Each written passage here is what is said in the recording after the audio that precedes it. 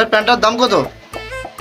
ভালোই হয়েছে, সকালবেলা একটা কাস্টমার এসেছে। হ্যাঁ দাদা বলো কোনটা? এই তো দাদা এই প্যান্টটা ঝুলছে। প্যান্টটা কত? ওই প্যান্টটা দাদা 1550। ইসলা এত দাম? দাদা লাস্ট কত টাকায় দেবে? দাদা 1550 দাম, তুমি 1500 টাকা দেবে। শালাকে আজকে ছাড়বো না, এসে দরদাম করে পালায়, আজকে দেবো। ইসলা এত দাম? 500 টাকা বলে দেখি। দাদা 500 টাকায় হবে? শালা আমি দেবো ভাবনু, যে শালা আমার দিতে এসছে।